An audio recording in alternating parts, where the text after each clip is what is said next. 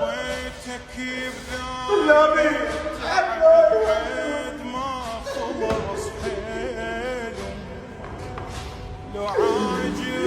وياه الخبر جابه